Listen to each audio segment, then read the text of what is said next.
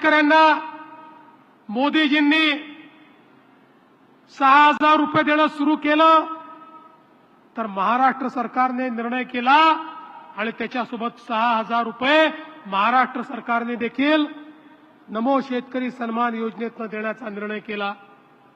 आमच्या शेतकऱ्यांना मोफत वीज देण्याचा निर्णय आम्ही केला आणि जुन्या सरकारसारखं नाही.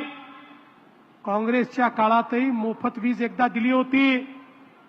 निवडणुकीच्या 1 महिना आधी मोफत विजेचे बिल पाठवले आणि निवडणूक झाल्याबरोबर मोफत विजेचा निर्णय परत घेतला आणि जुन्या बिलांसहित सगळी वसुली ही शेतकऱ्यांकडनं केली. त्यांच्यासारखी लबाडी करणारे लोक आम्ही नाही. शेतकऱ्यांना मोफत विजेचा केवळ आश्वासन नाही, मोफत वीज आम्ही दिली आणि जोपर्यंत भाजप, शिवसेना, राष्ट्रवादी महायुतीचं सरकार आहे, आमच्या शेतकऱ्यांना मोफत वीज मिळतच राहील, हा आमचा निर्धार आहे. एक अजून निर्धार आम्ही व्यक्त केला होता. शेतकऱ्यांना दररोज दिवसा 12 तास वीज मिळाली पाहिजे, हा आमचा निर्धार होता. या निर्धाराकडे वाटचाल चालू झाली. आता महाराष्ट्रामध्ये 76% शेतकऱ्यांना आम्ही दिवसा वीज देणं सुरू केलंय. आता 8 तास देतोय. लवकरच 100%ला पोहोचू. 8 तासाचे 10 तास करू आणि त्यानंतर 12 तास करू. पण आज 76%. पूर्वीच्या काँग्रेसच्या सरकारमध्ये आम्ही पण मागणी करायचो, शेतकऱ्याला दिवसा वीज द्या, तर आम्हाला विधानसभेत उत्तर मिळायचं, आपलं इन्फ्रास्ट्रक्चरच याकरता तयार नाही. शेतकऱ्यांना रोज सकाळी वीज दिवसाच देता येत नाही. अर्धे दिवस दिवसा आणि अर्धे दिवस रात्री. पण आपण सौर कृषी वाहिनी योजना राबवली आणि आज 76% शेतकरी दिवसा 12ही महिने वीज घेतायत. लवकरच 100% शेतकऱ्यांना वीज देऊ आणि मग 8 वरनं 12 तासावर देखील आम्ही पोहोचू. आणि एवढंच नाही, आम्ही मोफत वीज दिल्यानंतर काही पोपट हे विचारायला लागले, विधानसभेत बोलायला लागले, आता तर मोफत वीज देताय पण जुनी थकबाकी आहे, आमच्या शेतकऱ्याच्या डोक्यावर तलवार आहे, कधीतरी जुने बिल पाठवाल आणि शेतकऱ्यांकडनं वसुली कराल. मला सांगताना आनंद वाटतो की या तुम्ही निवडून दिलेल्या सरकारची हिंमत बघा.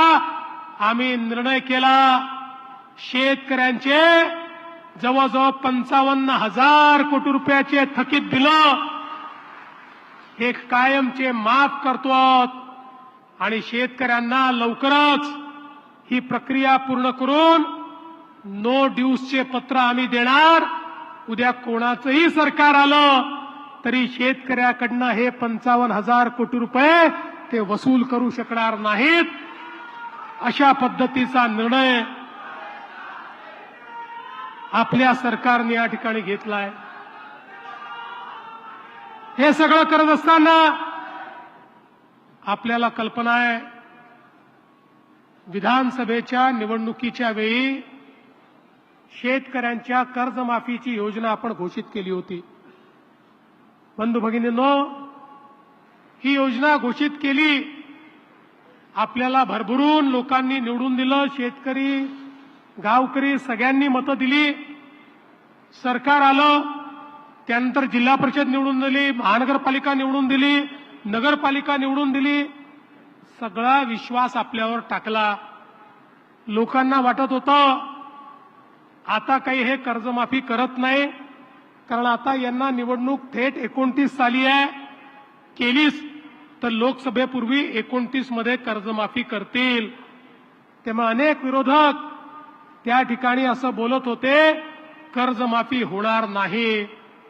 पण कुठलीही निवडणूक नसताना केवळ आपलं दिलेलं वचन पूर्ण करण्याकरता 56 लाख शेतकऱ्यांची 36,000 कोटी रुपयाची कर्जमाफी या ठिकाणी आपण केली आणि आता शेतकऱ्यांच्या खात्यामध्ये पैसे जाणं सुरू झालं, खाती नील होणं सुरू झालं.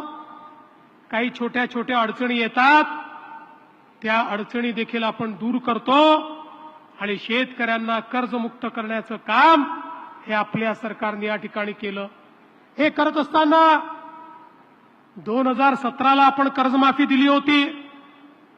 त्यानंतर 2020 साली उद्धव ठाकरेंच्या सरकारने कर्जमाफी घोषित केली. पण त्यात काय सांगितलं, 17 आणि त्याच्यापूर्वी ज्यांना कर्जमाफी मिळाली आहे त्यांना कोणालाही आम्ही कर्जमाफी देणार नाही. आम्ही मात्र असं केलं नाही. 2020च्या कर्जमाफीतही जे आले होते पण दुर्दैवाने पुन्हा थकीत झाले, त्यांनाही कर्जमाफी देण्याचा निर्णय आपण केला.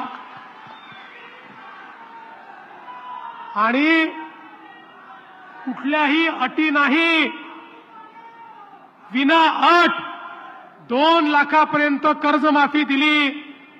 जुन्या सरकारमध्ये तर 1 रुपया जास्त असेल तर तुम्हाला एकही पैसा मिळाला नाही.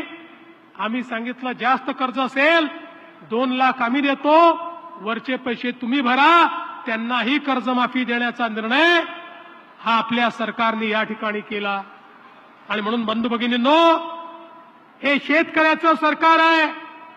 शेतकऱ्यांकरता, आमच्या महिलांकरता या ठिकाणी सांगितलं, हे सरकार पुन्हा निवडून आल्यावर लाडकी बहीण योजना बंद करणार. बंधू भगिनींनो, आम्ही बंद केली नाही आणि काही झालं तरी लाडकी बहीण योजना बंद होणार नाही.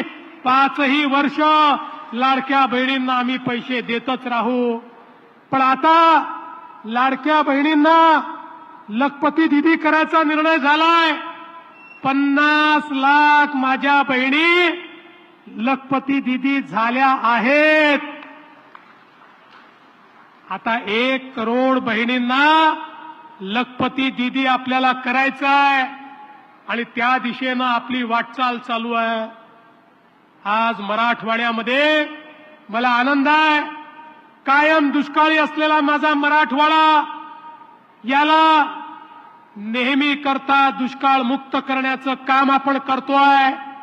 एकीकडे कोल्हापूर सांगलीचं पुराचं पाणी 35 टीएमसी पाणी हे उजनीमध्ये आणून ते मराठवाड्यात आम्ही आणतो, तर दुसरीकडे या ठिकाणी पश्चिमी वाहिनी नद्यांचं वाहून जाणारं 80 टीएमसी पाणी हे कोकणातनं थेट मराठवाड्यामध्ये आणि गोदावरीच्या खोऱ्यामध्ये आम्ही आणतो. आमचा निर्धार आहे, मराठवाड्याच्या या पिढीने दुष्काळ पाहिला, पुढच्या पिढीला आम्ही दुष्काळ पाहू देणार नाही. दुष्काळ मुक्त मराठवाडा आम्ही करून दाखवू. आज आपण बघा, समृद्धी महामार्ग बनवत असताना मी सांगायचो, पुढचं महाराष्ट्राचं इंडस्ट्रीचं मॅग्नेट हे छत्रपती संभाजीनगर आणि जालना आहे. आज ते आपल्याला खरं होताना दिसतंय. इतक्या मोठ्या प्रमाणात उद्योग येत आहेत, कनेक्टिव्हिटी झाली आहे, ड्रायपोर्ट सुरू झालाय आणि आता तर आजच आम्ही या जालन्याला सिल्क सिटी तयार करण्याकरता पहिली बाजारपेठ सुरू केलेली आहे. शेतकरी बांधवांसाठी अतिशय मोठी ही बातमी, कारण शेतकरी बांधवांसाठी आज एक सोहळा आयोजित करण्यात आलेला होता. या सोहळ्यामध्ये शेतकरी बांधवांनी मुख्यमंत्री देवेंद्र फडणवीस यांचं स्वागत केलेलं आहे आणि त्यांनी केलेल्या कर्जमाफीबद्दल त्यांचं अभिनंदनसुद्धा केलेलं आहे.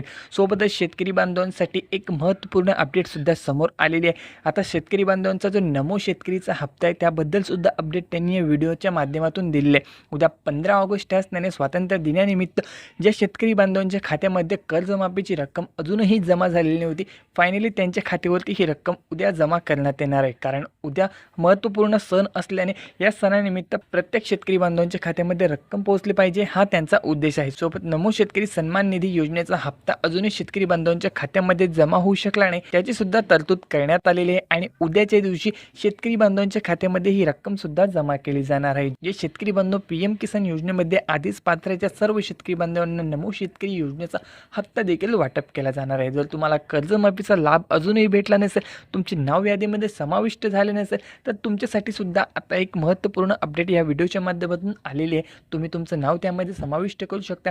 कमी रक्कम आली असेल तर रक्कमसुद्धा तुम्हाला वाढवून मिळणार आहे. कर्ज भरण्याची कुठेही तुम्हाला गरज पडणार नाही आहे. कुठल्याही प्रकारचं तुम्हाला आता टेन्शन घेण्याची गरज नाही, कारण मुख्यमंत्र्यांनी व्हिडिओच्या अंतर्गत संपूर्ण माहिती सांगितलेली आहे. तुम्ही जर आपल्या चॅनलवरती नवीन असाल, अजूनही चॅनलला सबस्क्राईब केलं नसेल तर लवकरात लवकर ते करून ठेवा, जेणेकरून तुमच्यापर्यंत अशीच महत्त्वपूर्ण अपडेटही पोहोचत राहील. तुम्ही जर लाडकी बहीण योजनेचा लाभ घेतला असेल तर लाडक्या बहिणींसाठी सुद्धा आनंदाची बातमी आहे. त्यांनी सुद्धा या व्हिडिओच्या माध्यमात बरीचशी माहिती लाडक्या बहिणींसाठी दिली आहे, ती सुद्धा तुम्ही बघून घ्या.